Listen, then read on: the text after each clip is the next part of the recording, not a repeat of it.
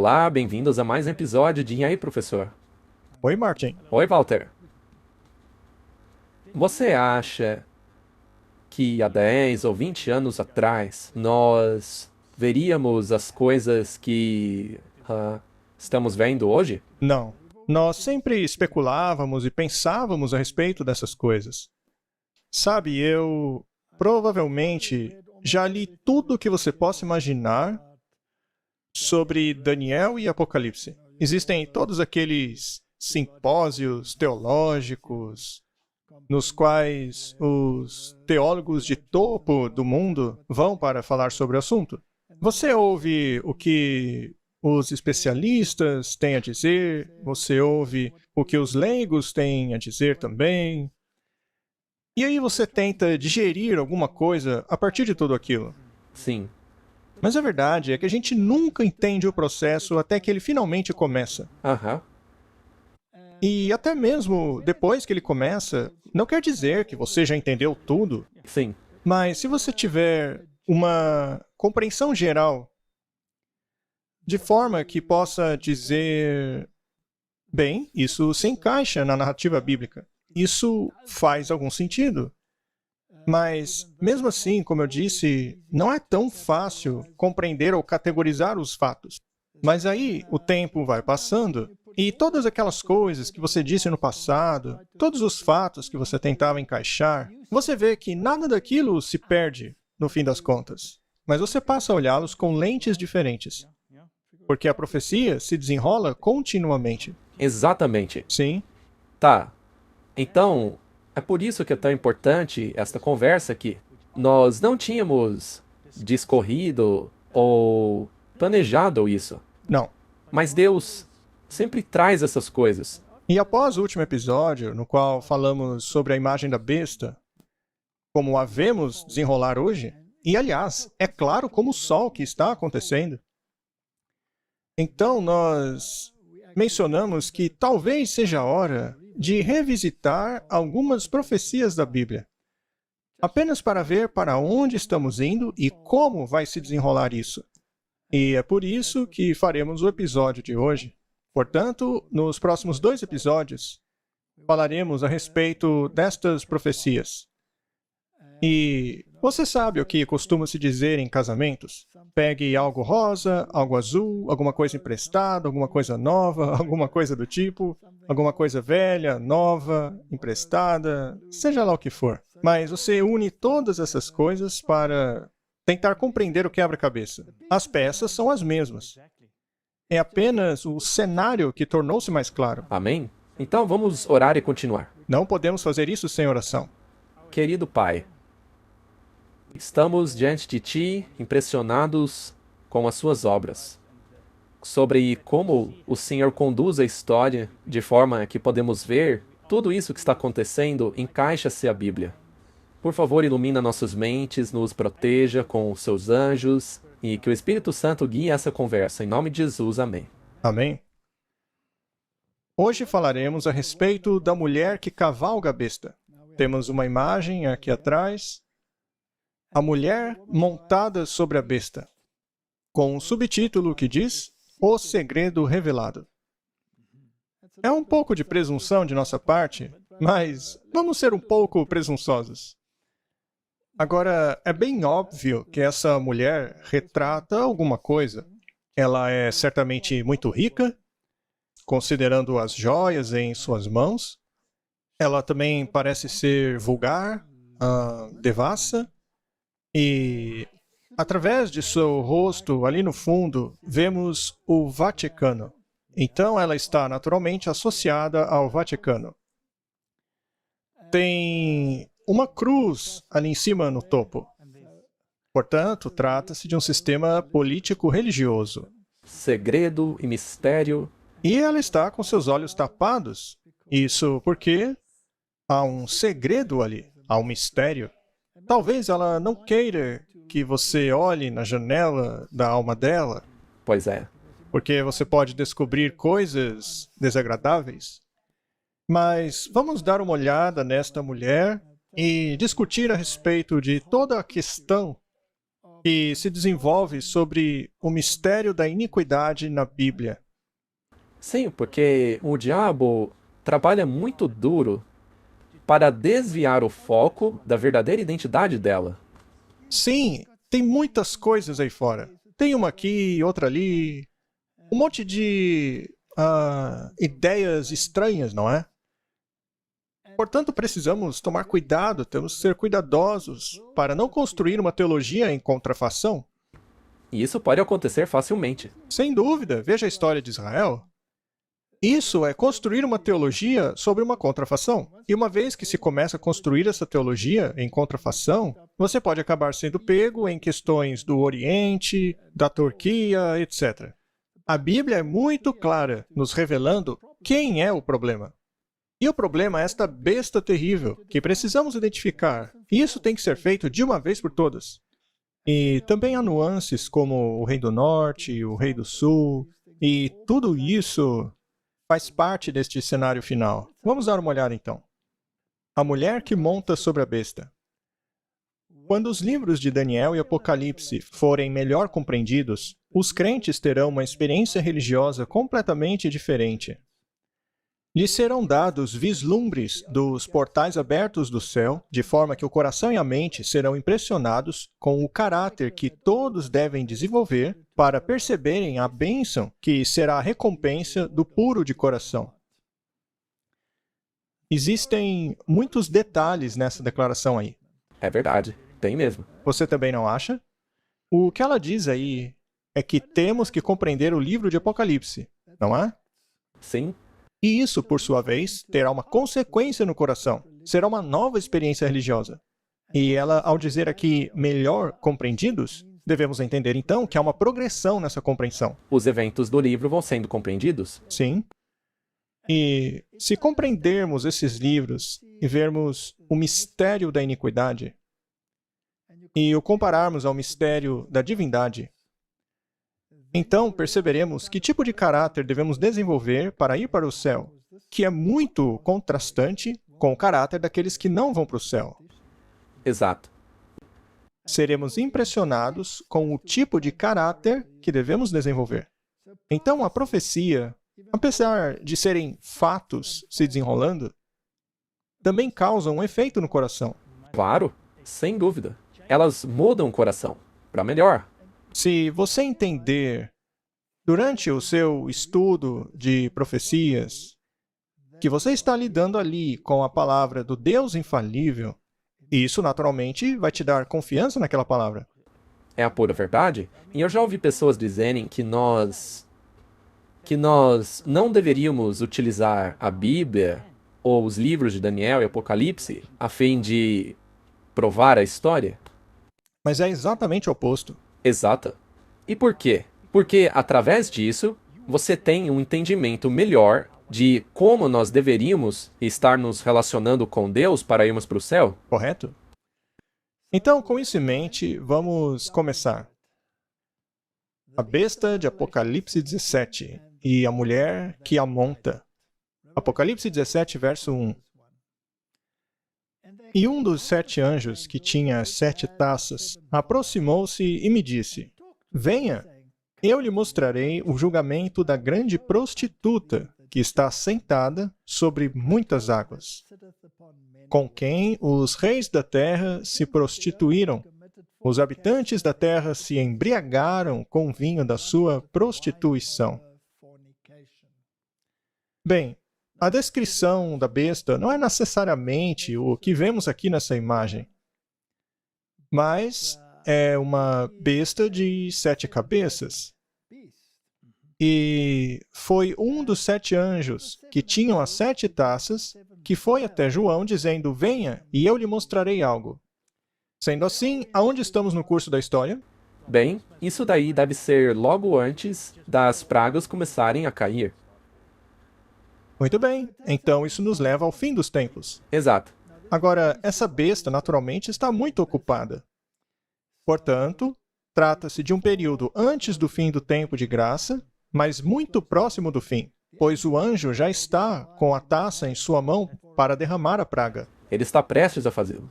Então, nós avançamos aí no curso da história. E sabemos que uma mulher, biblicamente falando, representa uma igreja nas Escrituras. E sabemos que essa igreja possui relacionamentos ilícitos com os reis da terra, ou seja, os governantes. E estes cometem fornicação com ela, ou seja, eles praticam apostasias, quando, na verdade, deveriam estar fazendo o que a Bíblia diz. Isso mesmo.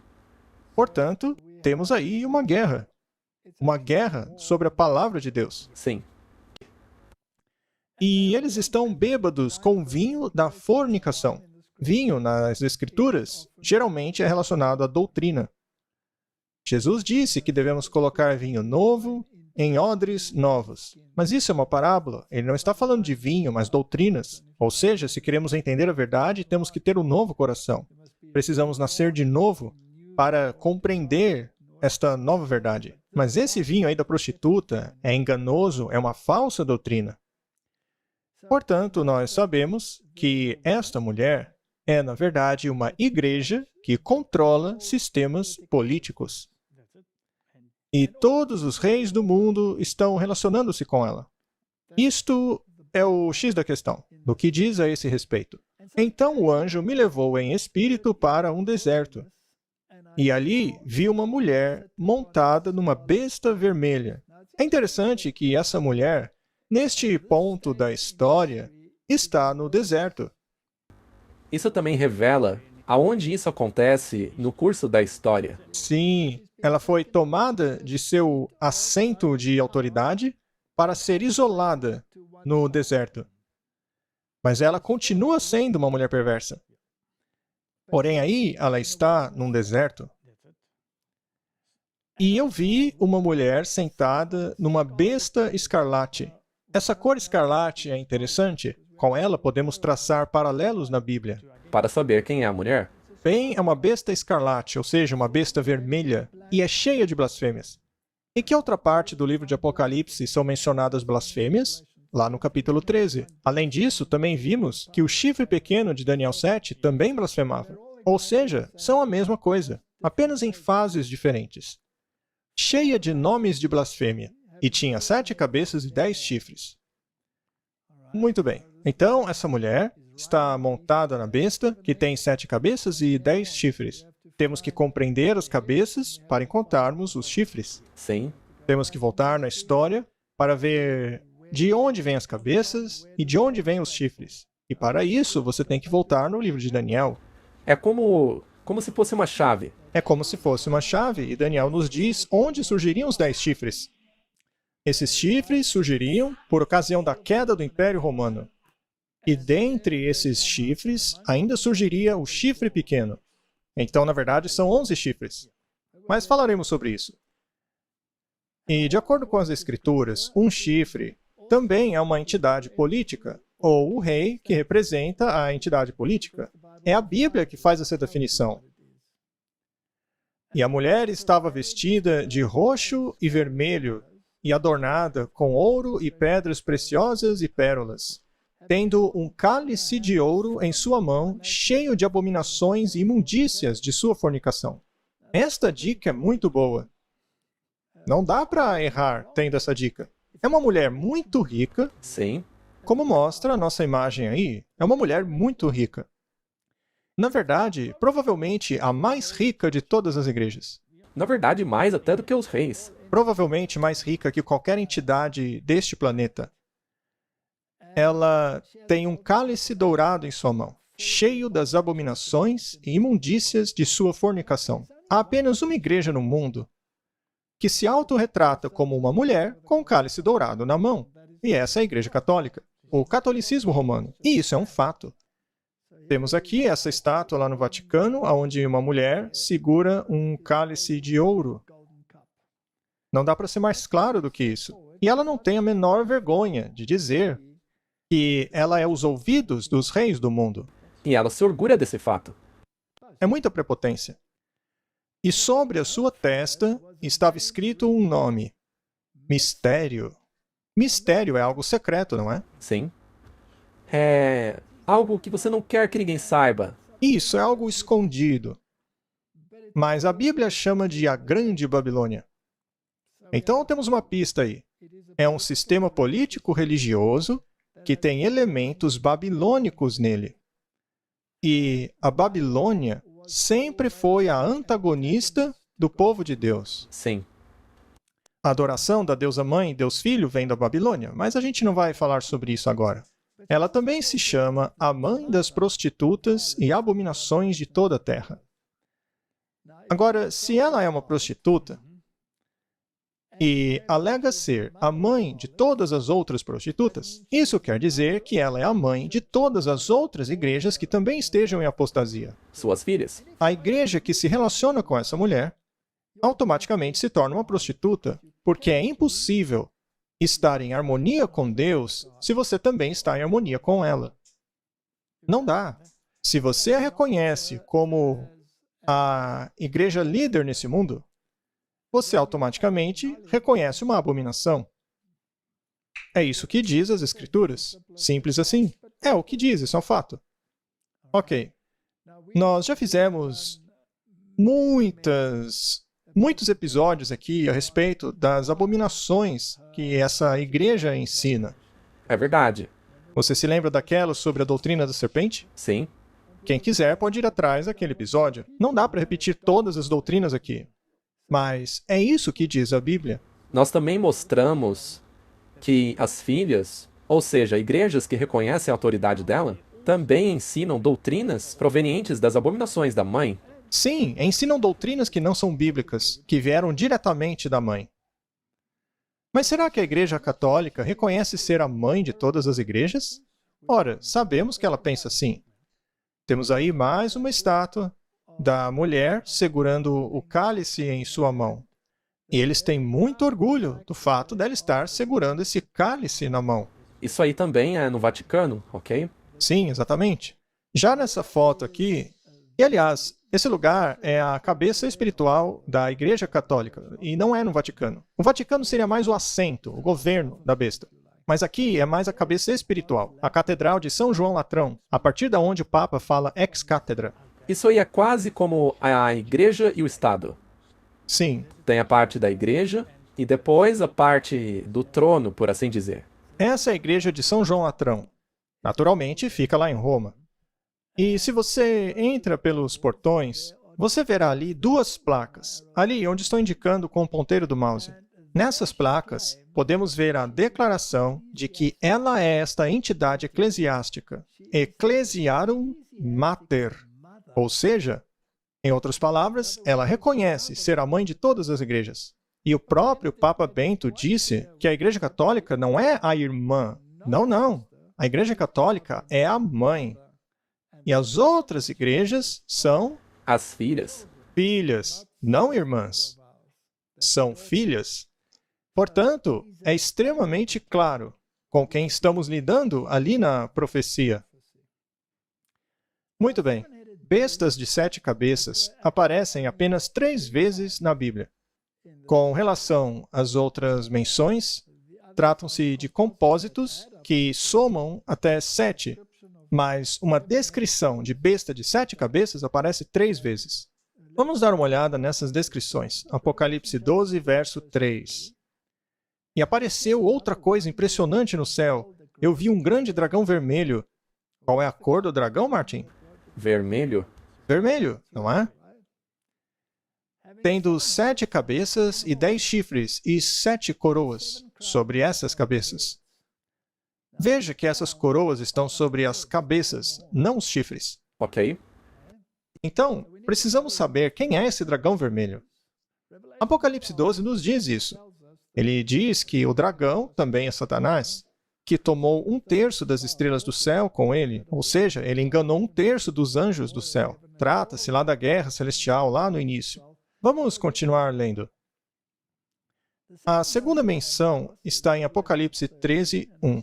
E eu estava sobre a areia do mar, e vi uma besta que saía do mar, que tinha 7 cabeças e 10 chifres. Bem, então deve estar associada com a outra, Claro. porque ela também tem 7 cabeças e 10 chifres. Você conhece o ditado? Se parece um pato, anda como um pato e faz quack como um pato, então é um pato. Não podia ser outra coisa, não é? Uma galinha não pode ser. Não, é naturalmente um pato. E sobre os chifres, 10 coroas. E sobre as cabeças, o nome de blasfêmia. Muito bem, então o que aconteceu aqui? As coroas foram das cabeças para os chifres. Nós já vamos falar mais sobre isso. Provavelmente houve alguma progressão, não é? Porque houve uma mudança. E, naturalmente, a terceira achamos em Apocalipse 17. Então ele me levou em espírito para o deserto. E vi uma mulher sentada sobre uma besta vermelha, assim como o dragão vermelho. E essa besta era cheia de nomes de blasfêmia. E tinha 7 cabeças e 10 chifres. Então veja, mais uma vez temos a blasfêmia aqui, assim como a besta de Apocalipse 13 também tinha blasfêmia. Então, é a mesma coisa. Exato. Salmo 74, lemos esse verso aqui. O Senhor quebra as cabeças do Leviatã em pedaços. Perceba que é plural aqui, Martin. Não é apenas uma cabeça. Acho que não é exagero supor que sejam 7, né? O Senhor quebra as cabeças do Leviatã em pedaços e o dá como carne às pessoas que habitam no deserto. Ou seja, Deus vai destruir esse sistema. É isso aí, Martin. Esse sistema vai ser destruído. Mas por hora ele tem permissão para continuar. Então vamos buscar um pouco mais de informação para ver se entendemos essa progressão das bestas. Vamos dar uma olhada em Apocalipse capítulo 12. E apareceu mais uma maravilha no céu, e eis que um dragão vermelho, tendo 7 cabeças e 10 chifres, e 7 coroas sobre as cabeças. Então, cada uma dessas cabeças tem uma coroa.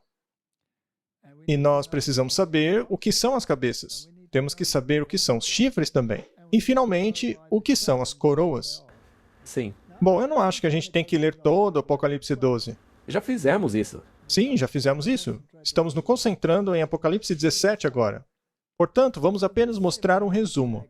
Este dragão de 7 cabeças representa a Roma imperial. E por quê?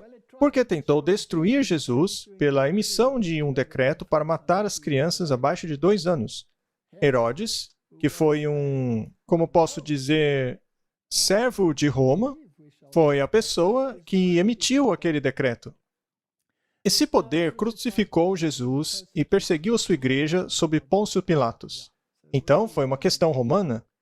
E também representa Satanás, que fez de Roma o seu trono e usou o seu poder de ferro para esmagar todos os dissidentes. Portanto, esta é Roma imperial e as coroas estão sobre as cabeças. Sim. Na verdade, durante esse período imperial romano, os chifres ainda não estavam desenvolvidos. Ainda assim, é retratado com 10 chifres. Veremos em Daniel que os chifres vieram depois, mais tarde. Sim, é isso mesmo. Portanto, Roma estava governando. Ela estava exercendo o poder imperial sobre o mundo. E foi uma ferramenta nas mãos de Satanás. Era um império pagão.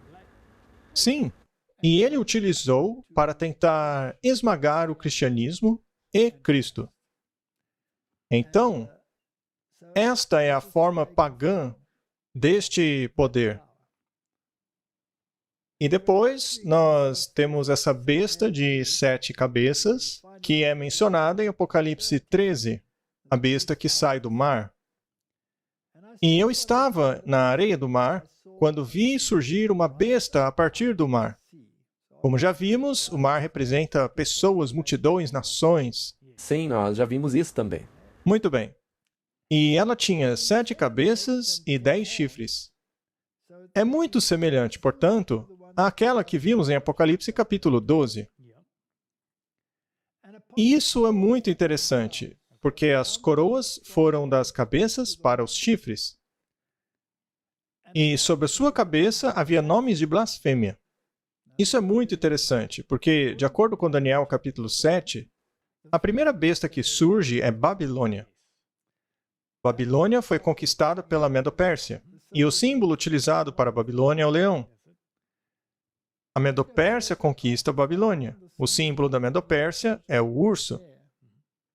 A Medo-Pérsia é conquistada pela Grécia, e o símbolo desta é o leopardo de 4 cabeças.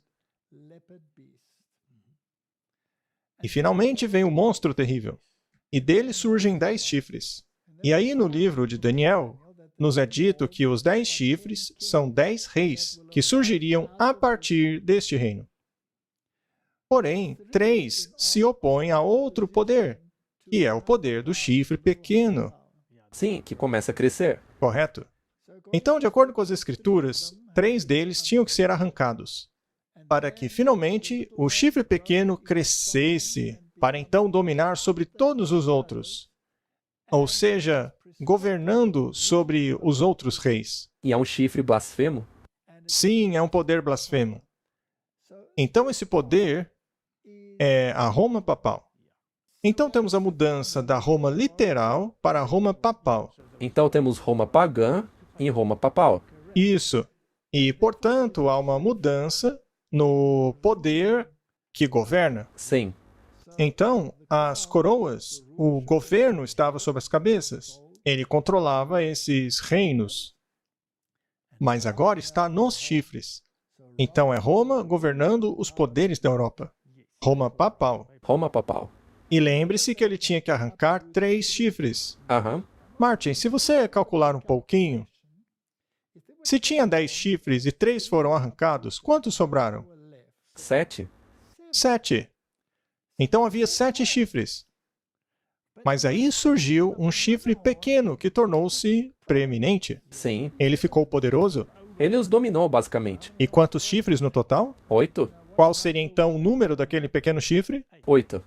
O número atrelado àquele chifre pequeno é 8, não é? 8. Correto? Muito bem. E a besta que vi era como um leopardo, e seus pés eram como os pés de um urso, e sua boca como a boca de um leão. O dragão deu a ele o seu poder, seu trono e grande autoridade. O dragão estava lá em Apocalipse 12. Ele representa o diabo, mas também representa Roma pagã. Será que a Roma pagã, historicamente, deu a sua autoridade e o seu trono de poder ao Papa? Sim. Sim. 100%. E, no fim das contas, o Papa se tornou o líder. Então, de acordo com os decretos dos imperadores romanos, desde Justiniano até Constantino, esse poder que Roma possuía dentro da esfera política e que foi dado ao papado. E o papado começou a governar como poder supremo, uma vez que a oposição oferecida por essas 3 nações europeias foi eliminada. Sim. Os Érulos, os Ostrogodos e os Vândalos foram eliminados. Os últimos foram os Ostrogodos. E então ele tomou a cadeira papal e tornou-se poderosíssimo rapidamente. Isso foi no ano 538 depois de Cristo, que foi o começo dos 1260 anos em que ele governou a Europa com punho de ferro. Sim. A coroa estava sobre os chifres. Ele governou sobre todos os poderes europeus. Ele governou como o 8º chifre. Ele governou como o 8º chifre. Seu número era 8. Dos 10 reinos, 3 caíram, e ele, como o 8º, cresceu poderosamente. E essa parte também nos diz aonde estamos no curso da história. Isso, temos aí uma progressão, não é? E sabe o que é interessante, Martin? É que todos os outros que foram conquistados por poder militar. A Babilônia foi conquistada pelos Medo-Persas, os Medo-Persas conquistados pelos gregos, os gregos conquistados pelos romanos. Mas depois disso, não há mais conquista, não há mais guerra, não há mais tomada de poder. Há uma mudança de ênfase. É só isso agora. Portanto, desde que Roma tomou o poder, ela continua reinando. Mas ela continua reinando em formas diferentes. Sim, o seu formato muda. Sim. Vamos tentar explicar novamente. Sabemos que há uma progressão no tempo, porque os 10 chifres não tinham sido estabelecidos no tempo de Roma pagã. Depois eles se tornaram proeminentes, as coroas foram para os chifres e o Papa governou sobre todos. E outra coisa interessante sobre isso, Martin, é que se você for ao livro de Daniel, você começa com a Babilônia. Aí vai para a Medo-Pérsia, depois Grécia, e quando você vai para Roma, você chega então a Roma papal. Bem, aqui está em reverso, porque vemos o leopardo, que é a Grécia, depois o urso, que é a Medo-Pérsia, aí o leão, que é a Babilônia. Então está invertido. Neste ponto da história, nós estamos olhando para trás. Sim, tudo isso aí já aconteceu. Já aconteceu. Estamos olhando na sequência reversa. Já aconteceu. Então, nós temos certeza de que não estamos lidando com criaturas diferentes. Estamos lidando com uma sequência no tempo. E é muito importante compreender isso. Apocalipse 13:3. E vi que uma de suas cabeças estava como se tivesse ferida de morte. Ou seja, de alguma maneira, em uma de suas formas, ela perdeu seu poder. Mas é interessante porque a Bíblia diz como se tivesse ferida de morte. Ora, por que a Bíblia simplesmente não diz que uma de suas cabeças foi ferida de morte? Porque não estava morta. Ela não morreu, porque essa besta ainda existe. Então, parece que foi ferida de morte. Parece que foi ferida mortalmente. E aí nós temos uma nova progressão, que é o fato da ferida ter sido curada, e o mundo passou a se maravilhar após ela. Então temos uma morte aparente e uma ressurreição. Isso é ao longo do tempo. Apocalipse fala através de uma progressão no tempo, com várias fases da mesma entidade e poder.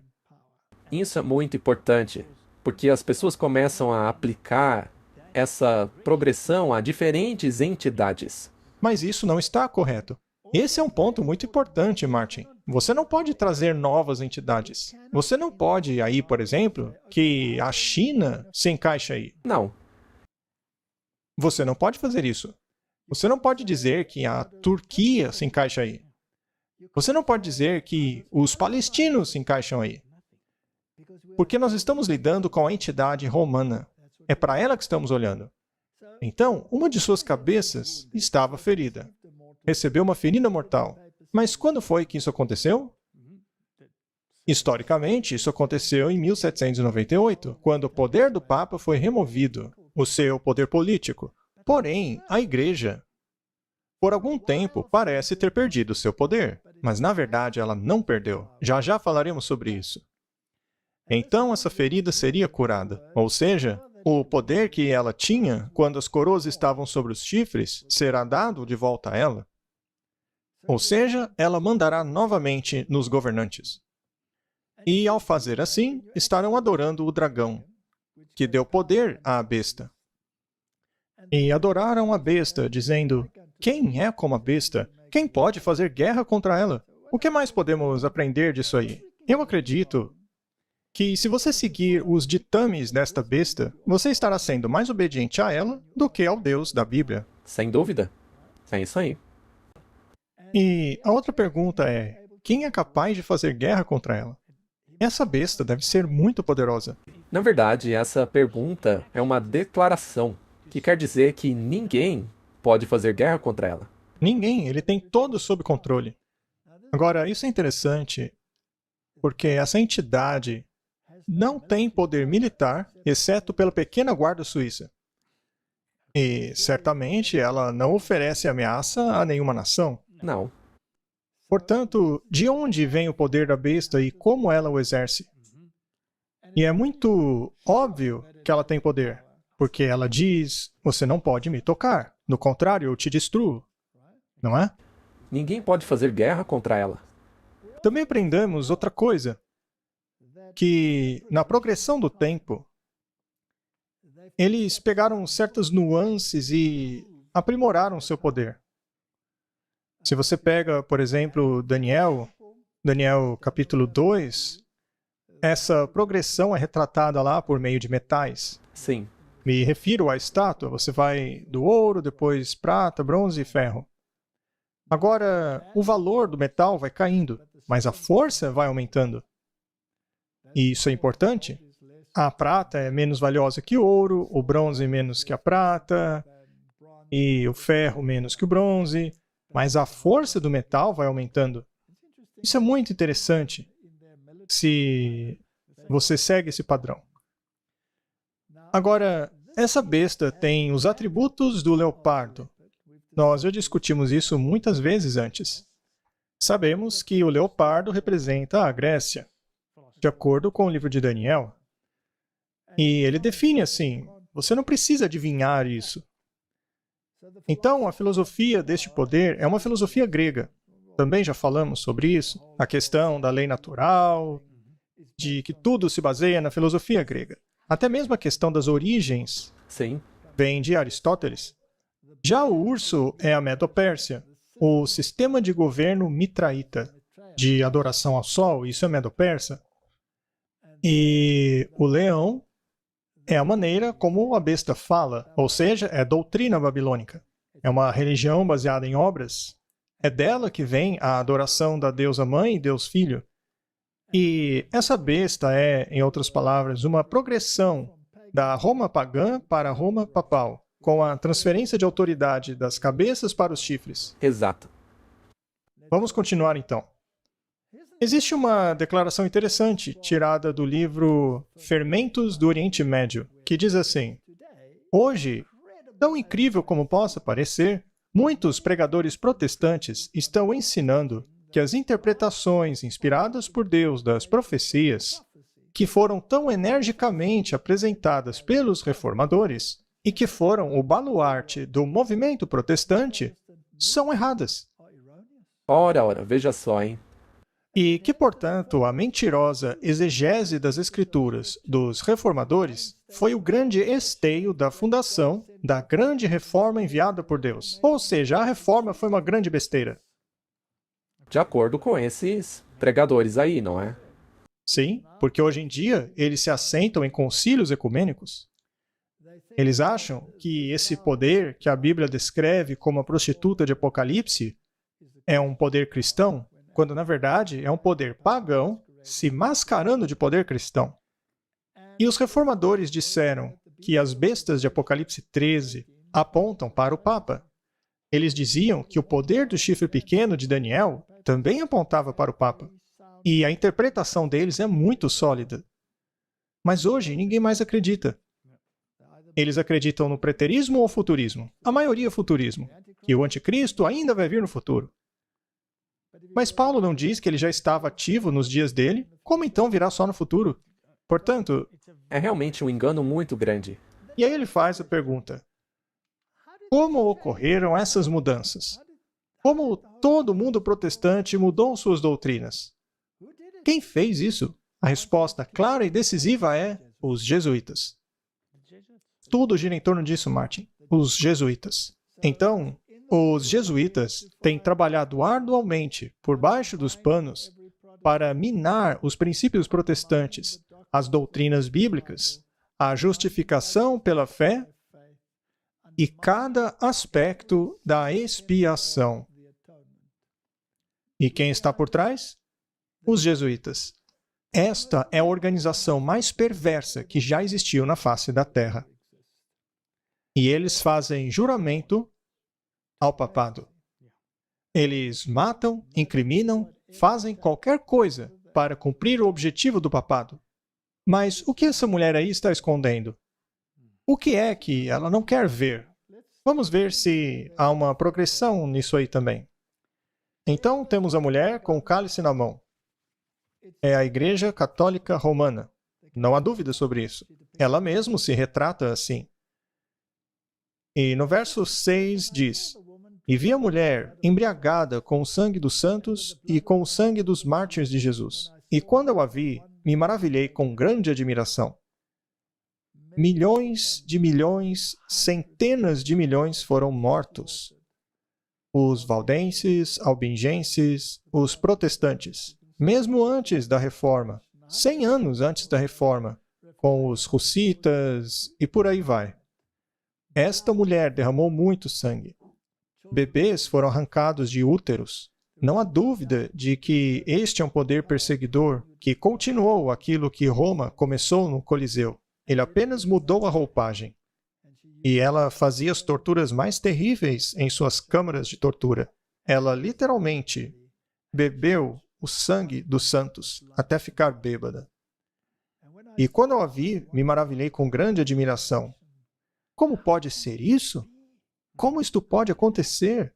Porque a maneira pela qual ela se retrata parece tão boa. Parece boa. E o anjo me disse, por que você se maravilha? Eu te explicarei o mistério da mulher. Então veja, tem um mistério aí. Assim como a da besta que a carrega, que tem 7 cabeças e 10 chifres. A besta que você viu já foi. Ou seja, apontou de volta para o tempo. Apontou de volta para Apocalipse capítulo 13. E se você quiser ir ainda mais adiante, aponta para Apocalipse capítulo 12. Então a besta era, mas não é. Então, neste ponto, quando a profecia aconteceu, quando o anjo estava prestes a derramar a taça, historicamente falando, ela está num estado de não ser.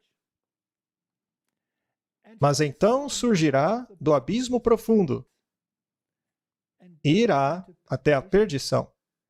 E aqueles que habitam na terra se maravilharão. Aqueles cujos nomes não foram escritos no livro da vida da fundação do mundo, quando contemplarem a besta que era, que não é, mas que ainda assim é. É uma charada isso aí, não é? Com certeza. É uma bela charada. Vamos decifrar isso aí. Essa besta já foi um poder político. O interessante é que essa besta não tem coroas. Não. Não há coroas na besta de Apocalipse 17. Em Apocalipse 12 estava nas cabeças. No capítulo 13 estava nos chifres. E agora já não tem mais coroas. Porque ela não está governando. Vamos colocar de uma maneira diferente, Martin. Parece que ela não está reinando. Exato. Isso é parte do mistério. Mas naturalmente ela está governando, porque ela monta a besta. Quem controla as nações quando se cavalga a besta? A pessoa que está montada nela. Exatamente. Aqui está ela governando. Agora, quantas cabeças ela tem? 7? 7? A mulher tem uma cabeça? Sim. Então é 8. Então, se você acrescentar a cabeça dela, Dá 8? qual é o número do chifre pequeno? 8. É óbvio, não é? Porque havia 10, 3 foram arrancados, sobraram 7. Ela então tem proeminência e torna-se o oitavo. Essa mulher é a oitava cabeça. Não seria o mesmo poder que o chifre pequeno? O mesmo poder. Muito bem. Este é um enigma muito interessante.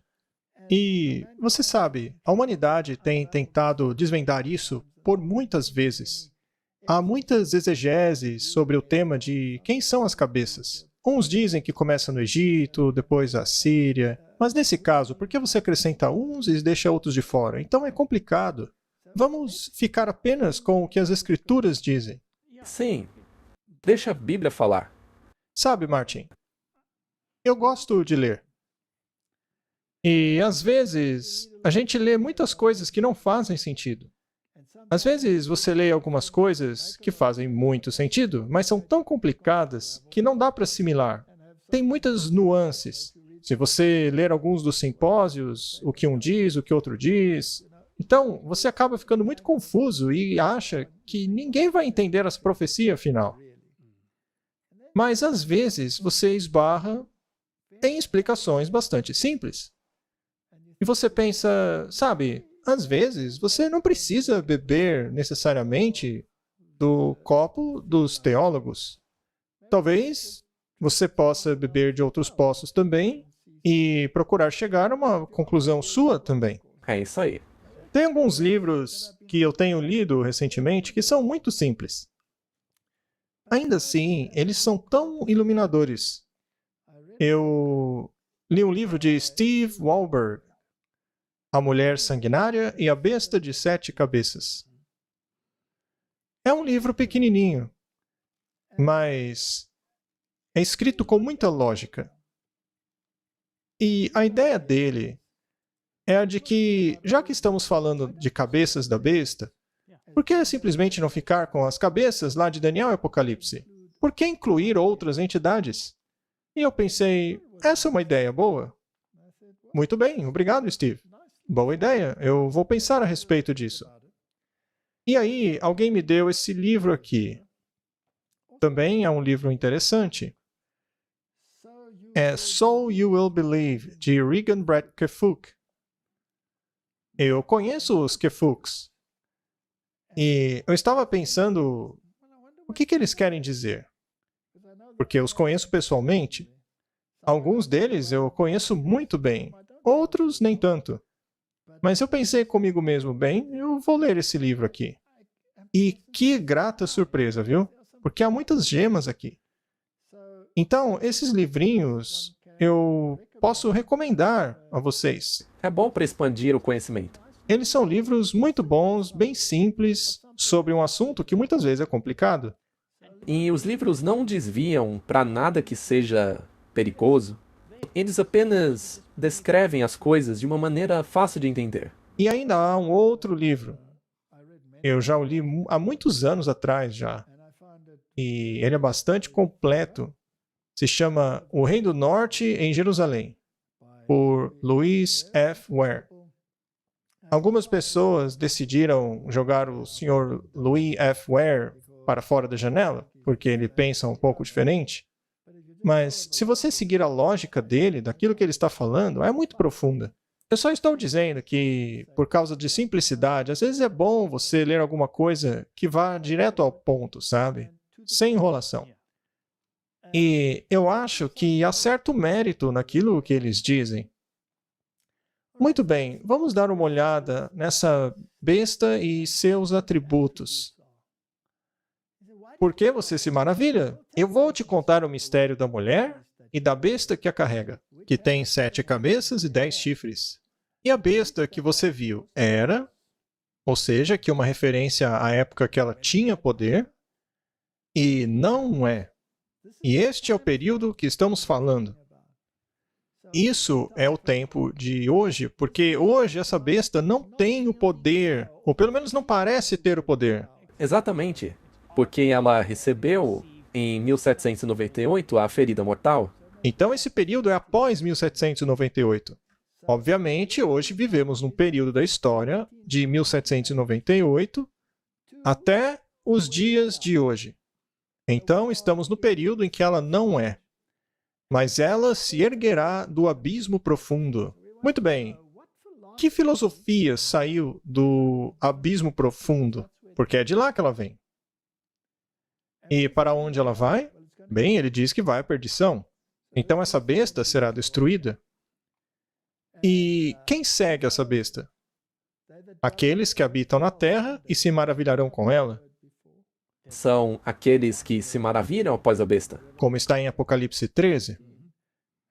E a palavra maravilhar-se quer dizer que você recebe a mentalidade dela. Você passa a pensar como ela.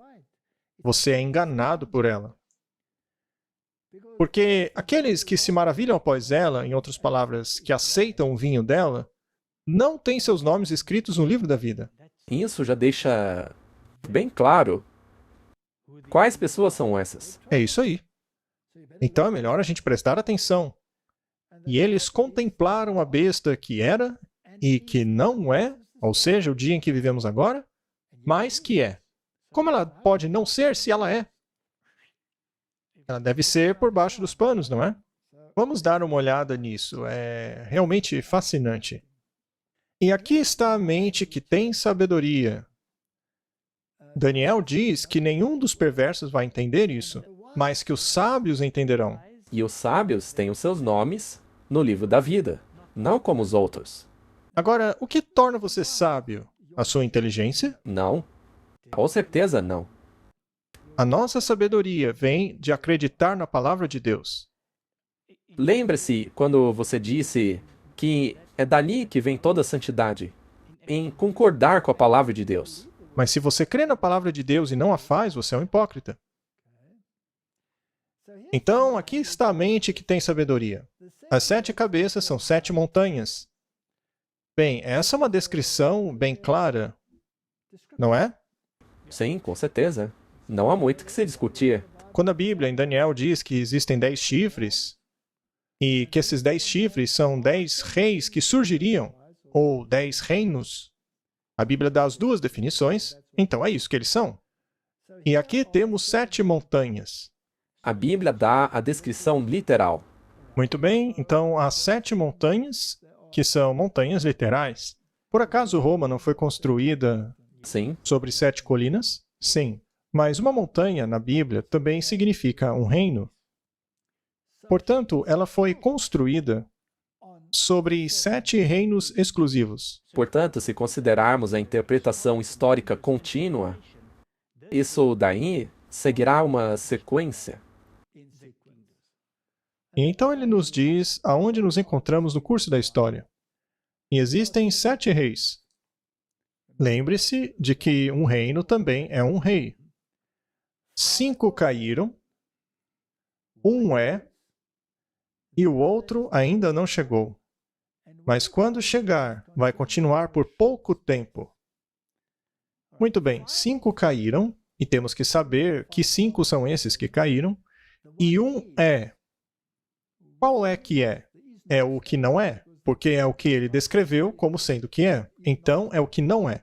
E o outro ainda não chegou, então tem um que ainda vai chegar. E quando ele chegar, ele vai continuar por pouco tempo. Felizmente, por apenas um pouco tempo. Nós não teremos que aturá-lo por muito tempo.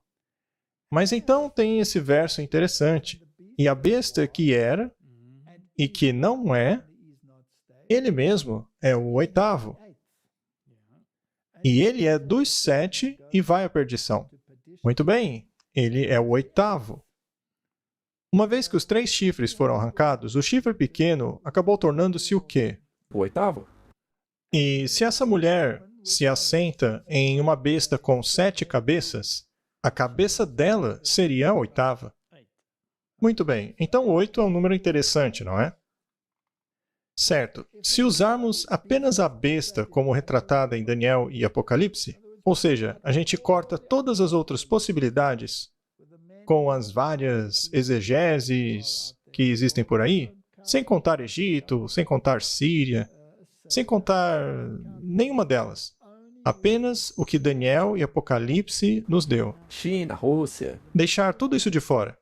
Apenas o que Daniel e Apocalipse nos mostram. Então, as 5 que caíram, neste ponto aqui, seria a Babilônia, a Medo-Pérsia, a Grécia e Roma. Roma pagã e também Roma papal. Isso porque ela está no estado da ferida mortal. Isso, atualmente. Então, essas são as 5 que caíram. Uma é. E esta deve ser o papado ferido, porque não há coroas nas suas cabeças ou chifres. Mas lembre-se, apenas parece que foi uma ferida mortal. Então, ela está governando por trás da cortina. Sim, ela está governando, mas você não sabe. Sim, as pessoas não sabem que é ela que está governando. E não é para as pessoas saberem mesmo. Ela não quer ser percebida. Sim, O que o olho não vê, o coração não sente. Não seria muito conveniente que as pessoas achassem que o anticristo não existe mais e que não tem poder nenhum?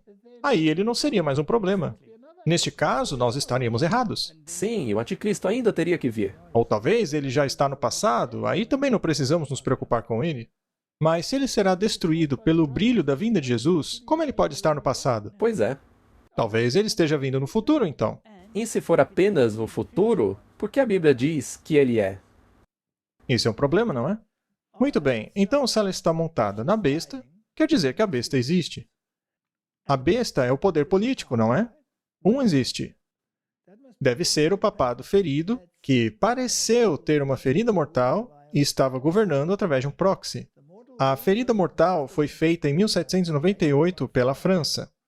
A França também é introduzida na forma de uma deusa ateia de governo secular durante a Revolução Francesa. E atacou as 2 testemunhas de Deus, o Antigo e o Novo Testamento. Tudo isso está em Apocalipse capítulo 11. E nós não vamos fazer uma exegese sobre esse capítulo agora. Não temos tempo. Precisamos nos concentrar nesta mulher. Ainda assim, vamos ler Apocalipse capítulo 11, verso 7. E quando eles, as 2 testemunhas, terminaram o seu testemunho, a besta que surgia do abismo profundo fará guerra contra eles, e os vencerá e os matará. Então, primeiramente, essa besta, esse poder, que não é descrito como nada, como, por exemplo, uma besta de 7 cabeças ou coisa assim, é apenas chamada de besta. E é uma entidade política. E essa entidade política vem da profundeza do abismo. Agora, essa mulher de Apocalipse 17 não estava associada ao abismo? Exatamente. Qual é a filosofia, então, nesse estado do não é? Neste período da ferida?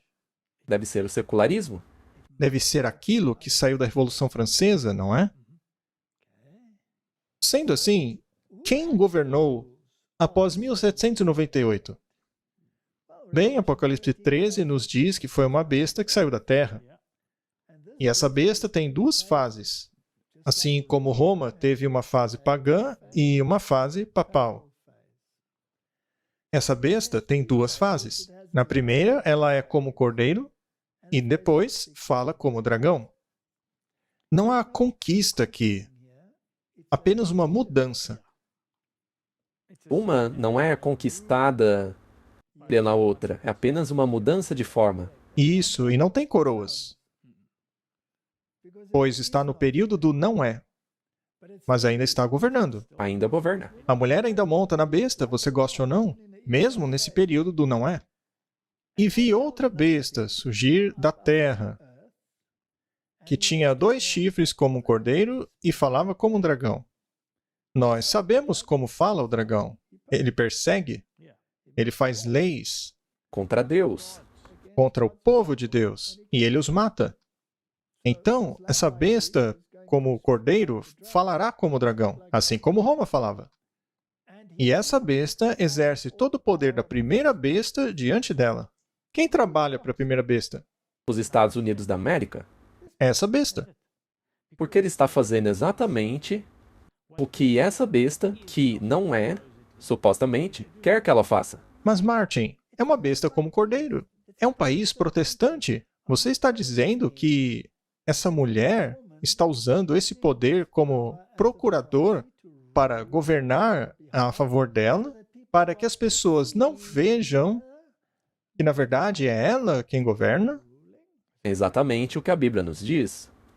Muito bem. E o que essa besta faz quando fala como dragão? Ela faz que a terra e os que moram nela adorem a primeira besta, ou seja, honrá-la e obedecê-la. É isso aí. Mas ela tem que forçar. E como se força alguém? Pela lei. Continuando. De quem a ferida mortal foi curada. Então vemos uma progressão. Até que essa ferida mortal seja curada, esta besta trabalhará em favor da outra besta. É isso aí. E você começará a vê-la falando como dragão conforme ela se aproxima da cura. Veremos a transição do período do cordeiro para o período do dragão. Mas se ela trabalha em favor da outra, o espírito do dragão deve estar escondido lá esse tempo todo? Sim, desde o início. Muito bem. Mas como? Como você governa sem ser visto? Cortina de fumaça? Cortina de fumaça, muito bem. Sociedades secretas e confederações. Conforme nos aproximamos do fim dos tempos, haverá uma demonstração cada vez maior de poder pagão. Divindades pagãs manifestarão seu poder e se exibirão diante das cidades do mundo. E isto já começou a acontecer. Quando começou? Em 1844, com as irmãs Fox e divindades pagãs. Em outras palavras, eram manifestações demoníacas. E isso vai acontecer cada vez mais. Eventualmente, essas manifestações vão se apoderar das igrejas, e aquilo que é chamado de Espírito Santo é, na verdade, ações demoníacas. Isso é muito sério. Com uma variedade de imagens, o Senhor Jesus representou a João, ou seja, o livro de Apocalipse, o caráter perverso e influência sedutora daqueles que foram destacados por sua perseguição ao povo de Deus. Está falando sobre Roma, tanto na forma pagã quanto na forma papal. Todos precisam de sabedoria para pesquisarem cuidadosamente o mistério da iniquidade que atua tão largamente agora no fim da história. Temos que ver isso aí. O mistério da iniquidade. E onde o encontramos? Este cenário terrível foi desenhado por João para mostrar quão completamente os poderes da terra se darão ao mal. Deve mostrar àqueles que receberam a verdade quão perigoso é unirem-se a sociedades secretas, ou unirem-se em qualquer coisa que não guarde os mandamentos de Deus. Você acha que as sociedades secretas estão atuando nisso aí? Acho que são os protagonistas. Devem ser os protagonistas. Mas eu também achei interessante que você não tem permissão de maneira alguma para unir-se àqueles que não guardam os mandamentos. Os mandamentos são o pivô com relação ao que você está adorando. Se você quer mesmo saber a quem você adora, o sábado é essencial. Muito bem. Então, as sociedades secretas têm algo que ver com o Apocalipse de João? Sim, e isso é crucial. De acordo com esta citação aí, não dá para separá-los, certo? Não dá para separar as coisas. Vamos ler mais uma citação do Espírito de Profecia. A apresentação de Deus sobre as detestáveis obras dos habitantes, dos poderes governantes desse mundo, que ligam-se a sociedades secretas e confederações que não honram a lei de Deus, deveria capacitar as pessoas que têm a luz da verdade a ficarem longe desses males. Então, Martin, se você tem a luz da verdade, você deveria considerar que os reis do mundo se uniram às sociedades secretas? Com certeza. E se você teve a chance de ver o que são essas sociedades secretas, você não manteria distância? Sim. Do contrário, você está perdido? Sim, porque aí você fará parte do que será destruído. Muito bem. E quem está envolvido nisso? Todos aqueles que não honram a lei de Deus. Então, deveríamos manter distância desses males. E cada vez mais, todos os falsos religiosos do mundo manifestarão as suas más obras. Pois existem dois partidos: aqueles que guardam os mandamentos de Deus e aqueles que guerreiam contra a santa lei de Deus. Apenas dois. Se é assim, por que há tanta confusão em trazer todas essas entidades do exterior? E quem está envolvido especialmente nisso? Os falsos religiosos? Isso. As religiões não estão ligadas às sociedades secretas? Todas. Os grandes nomes dessas religiões não são maçons? Eles mesmos não são? Não há cavaleiros de Malta entre eles? Cavaleiros de Colombo? Todos eles. Ou estão nas instituições católicas, ou acham que estão nas protestantes. Mas as instituições protestantes, na verdade, são conduzidas por outras instituições sem que eles saibam. À plena vista. Muito bem, vamos voltar para essa história. De onde vem a besta? Vem do abismo profundo, o que aconteceu durante a Revolução Francesa. Quando o secularismo e todas essas coisas se opuseram diretamente aos mandamentos.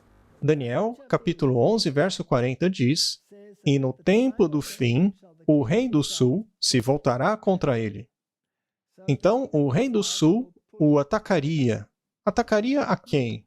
O rei do norte. Sim. E quem é o rei do norte? O rei do norte é o papado. Sim. Mas ainda há pessoas querendo dizer que o rei do norte não é o papado, é a Turquia. A Turquia se submeteu ao governo britânico Sim. e tornou-se unha e carne das Nações Unidas, das nações europeias. Ela não é mais o Império Otomano. É parte da OTAN agora. E Louis Ovawe resume o que os primeiros pioneiros acreditavam sobre esta questão. Alguns não acreditavam nele, mas você não pode desacreditar aquilo que as escrituras ensinam, que era o que os pioneiros ensinavam. Então, se você menciona algo de um pioneiro, você não pode descreditá-lo. Você tem que consultar o que ele disse. Ele aqui está falando sobre Tiago White. E nós sabemos que Urias Smith se agarrava à ideia de que o Reino Norte era a Turquia. Mas, condenando essa visão de que a Turquia era o poder referido ali em Daniel 11, 40 a 45, Tiago White escreveu um editorial na Review and Herald de 29 de novembro de 1877. Ele disse assim: "Vamos dar uma rápida olhada na linha profética 4 vezes apresentada no livro de Daniel.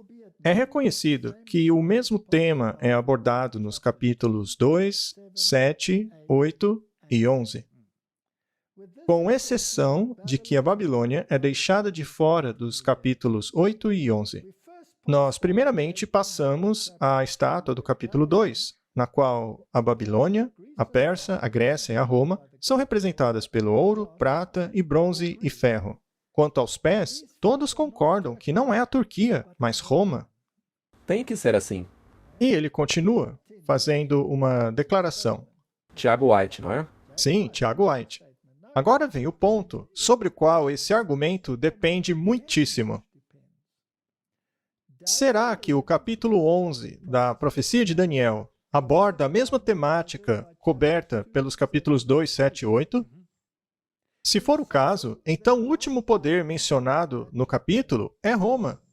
Se você mostra continuamente a sequência daqueles reinos exibida naqueles capítulos, não dá para mudar tudo de repente. E ele continua a dizer que se as pernas de ferro e os pés de ferro e barro, no segundo capítulo, representam Roma, e que se os 10 chifres da besta, que não tem descrição, e o chifre pequeno do 7º capítulo representam Roma, e se o chifre pequeno, que prosperou grandemente no 8º capítulo, representa Roma, logo, o rei do norte também representa Roma. Estas são profecias paralelas, meus irmãos, que chegam até o evento da vinda do nosso Senhor. Bem, se foi isso o que Tiago White escreveu, e eu acredito que ele foi bem lógico aqui, então, vamos nos agarrar ao que Apocalipse nos diz, ao invés de ficarmos pulando para a Turquia, para a China, para a Rússia, para o Irã, ou seja lá o que for. A Bíblia está se atendo aos poderes da Europa. É sobre isso que trata a profecia. Vamos ficar com isso aí. Eu concordo. Talvez 2 pontos a mais. Primeiro, nós já mencionamos antes que sim, Ellen White escreveu contra o jeito como o Tiago White falou com Urias Smith a respeito dessa parte. Mas ela não condenou o que ele disse. Isso. E em segundo lugar, se você só pegar o livro O Grande Conflito, em nenhum lugar você lê do começo ao fim que esse grande papel hoje será exercido pela Turquia. Não. O grande ator do tempo do fim será o papado. Não vamos nos confundir com falsas interpretações que estão entrando em nosso meio. Isso não nos ajuda em nada. Portanto, no tempo do fim, Martin, será que o rei do sul pressionaria o rei do norte? O rei do sul, ou o poder que atuou no papel do rei do sul, foi a França durante a Revolução Francesa. E o Papa foi levado cativo em 1798. Então, em 1798, o general francês Berthier entrou em Roma e aboliu o governo papal, estabelecendo um governo secular. As coroas foram removidas. Ele não tem mais poder. A besta entrou em seu estado de não é, mas como entidade política, tá? E isso foi retirado da Enciclopédia Americana, da edição de 1941. Agora, vamos dar uma olhada nos grandes jogadores. E uma figura muito importante dessa coisa toda foi Napoleão Bonaparte. Aqui, nesse artigo da Grande Loja Maçônica de British Columbia e Yukon, eles falam a respeito de Napoleão e a maçonaria. E o artigo diz: a questão sobre se Napoleão Bonaparte foi um maçom ou não nunca foi decidida. Alguns rumores dizem que ele se tornou maçom na ilha de Malta. Alguns escritores tendem a acreditar que ele foi apenas instruído historicamente. A única coisa certa é que ele aprovava essa instituição e astutamente a tornou subserviente de seus próprios propósitos. E ali do lado tem uma nota muito interessante. Napoleão e a Revolução Francesa. A evidência em favor de uma iniciação maçônica anterior à ascensão de Napoleão ao título imperial é muito forte. E são os próprios maçons dizendo isso. Sim, eu só queria mencionar que eles normalmente têm orgulho de dizer que essas figuras são maçons. A iniciação ocorreu no corpo de um exército da loja maçônica Filadélfia, em Acócias, do rito primitivo de Narbonne. A terceira iniciação da École Communiquée, sendo um avanço naquele rito. Essas iniciações ocorreram entre 1795 e 1798. Interessante, não é?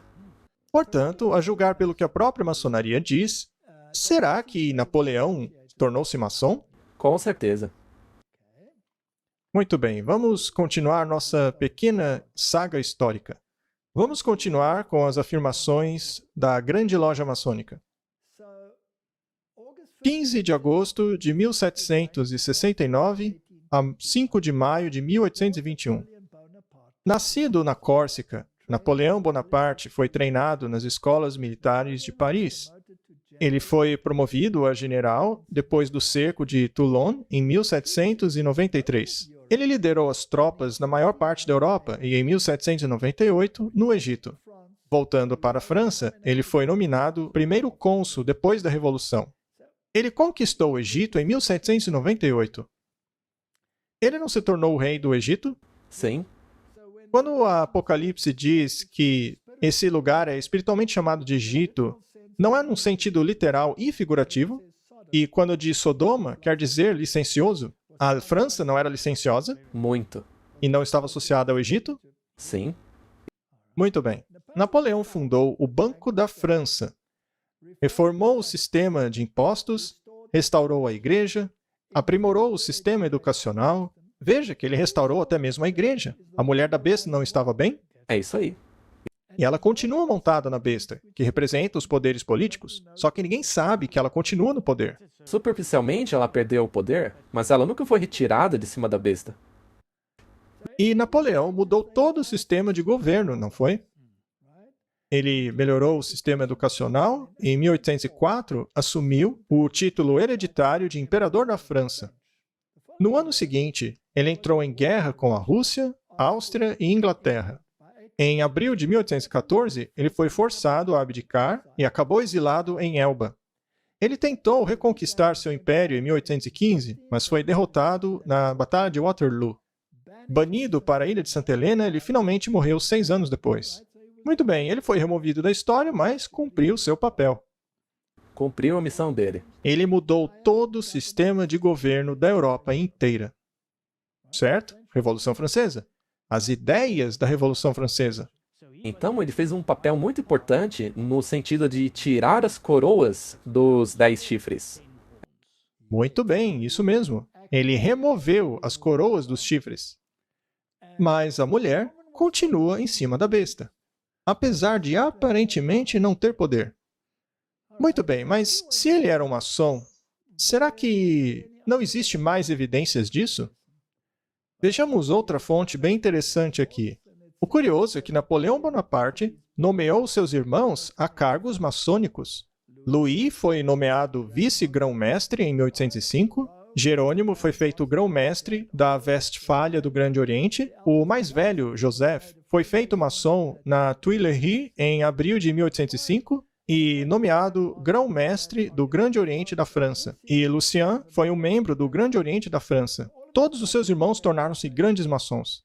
Será que o próprio Napoleão não era maçom? Ora, se Napoleão conseguiu colocá-los nesses altos cargos, é porque ele mesmo fazia parte.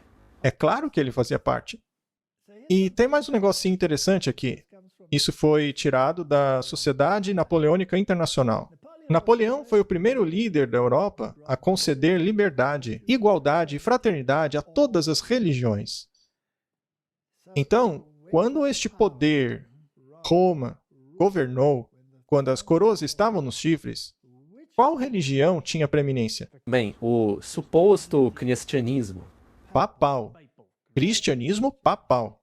Mas em 1798, houve tantas guerras que o protestantismo acabou tendo lugar de destaque. E pareceu assim que o poder papal já era. Sim. E em muitos lugares, parecia que o Papa não tinha mais poder nenhum. Ele já era irrelevante. Mas como retomar esse poder? Bem, e se ele continuasse a governar a partir do abismo profundo? Exato. Por meio da filosofia do abismo profundo, sem que ninguém soubesse. É uma estratégia brilhante. E com a liberdade religiosa e igualdade entre todas as religiões, a mulher nunca seria banida. E foi exatamente o que aconteceu. A melhor maneira de fazer uma religião voltar à preeminência é pregar a igualdade religiosa para que aquela religião que foi excluída possa ser resgatada e aceita de novo. Muito bem. Liberdade, igualdade, fraternidade para todos. Neste desenho daquele período, Napoleão está concedendo liberdade aos judeus. É isso que podemos ver aqui na imagem. O tio de Napoleão, o cardeal Fesch, também acabou se envolvendo. Ele disse a Napoleão: então o senhor deseja que esse fim de mundo aceite as suas leis, para que os judeus tenham a mesma igualdade que os católicos. Ora, mas você não sabe que as Santas Escrituras dizem que o fim do mundo ocorrerá justamente quando os judeus forem reconhecidos como uma nação? Isso é verdade ou mentira, Martin? Esta é uma falsa interpretação do que diz a Bíblia. Isso porque nós fomos de Israel literal para Israel espiritual. E o reino de Deus está sendo estabelecido. E se você está em Cristo, você é semente de Abraão. Mas de onde veio essa filosofia deles aí? Veio dos jesuítas. Eles que inventaram essa interpretação aí. E se o mundo inteiro passasse a acreditar nisso? Neste caso, o mundo se esforçaria para recriar o Estado judeu. E todos os olhos se focariam em Jerusalém. E então? Então talvez você acreditasse que a Turquia, o rei do norte, fosse enganado assim. Sim, porque este precisa destruir aquele. E quem jogou o anzol para as pessoas acreditarem nisso? O papado. A mulher que monta a besta, ela jogou o anzol. E aí você ainda joga a ideia de que o anticristo estará nesse estado. E nesse caso o Papa? Não seria mais o anticristo. Então temos aí uma filosofia jesuítica sendo conduzida por Napoleão. Muito bem, vamos resumir. Para a religião, Napoleão colocou um fim à ruptura, restaurando a Igreja Católica à França, por meio da Concordata de 1801. Ele assegurou a liberdade de religião e igualdade aos sectos protestantes. Agora não são mais inimigos. Todo mundo é amiguinho agora, pois todos têm o seu lugar debaixo do sol. E ele declarou a França o lar dos judeus. Depois que isso tornou-se óbvio, ele não pôde estabelecer o seu lar nacional na Palestina. O Código de Napoleão estabelecia a igualdade diante da lei, enfatizava a santidade da família.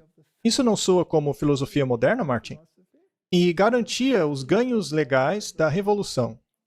O Código de Procedimento Civil garantia o uso difundido da mediação nas cortes e leis, e as cortes foram secularizadas. Isso aí não é a norma de hoje? Não é esse o estado de não é do governo? Certamente. Muito bem. Quem está montando na besta? Ainda é Roma. Ainda é a mulher. As opiniões religiosas de Napoleão foram o auge da filosofia moderna. Ele era completamente dado à tolerância. Em todo lugar que Napoleão ia, ele conduzia a tolerância pela mão. Em todo lugar que ele encontrava várias religiões, ele acabava com a predominância que uma tinha sobre a outra. Fé, Napoleão dizia, está além do alcance da lei. É a possessão mais pessoal de um homem, e ninguém tem o direito de exigir prestação de contas dela. Soa muito bem. Sim. Parece um cordeiro falando. Essa tolerância está tolerando a opinião de todos, ou a religião de todos. Mas e se essa tolerância durar apenas até que a besta tenha conseguido o seu propósito? Me parece ser o caso, já que ela vai surgir de novo. O problema é que, apesar de soar muito lindo, pode acabar sendo usado para o propósito errado também. Ok? Vamos continuar com a história. Temos aqui um incidente incrível que não é conhecido por muitos. Quando as tropas francesas entraram na Palestina, sitiando a cidade de Acre, Napoleão já tinha preparado a proclamação, tornando a Palestina um Estado judeu independente. Você sabia disso? Não. Ele foi impedido de concluir seu projeto por causa da intervenção dos britânicos. Essa proclamação foi impressa na data de 20 de abril de 1799, logo depois da ferida mortal, Martin. Mas a sua tentativa mal-sucedida de capturar Acre impediu que isso acontecesse. Os judeus tiveram que esperar mais 150 anos antes de seu estado ser proclamado. No entanto, essa proclamação deu seu fruto. Ela foi o precursor do sionismo. aumentando a conscientização da causa do Estado judeu. Isso é um engano ou é algo bíblico? É um engano. Engano de quem? Ora, dos jesuítas? Dos jesuítas.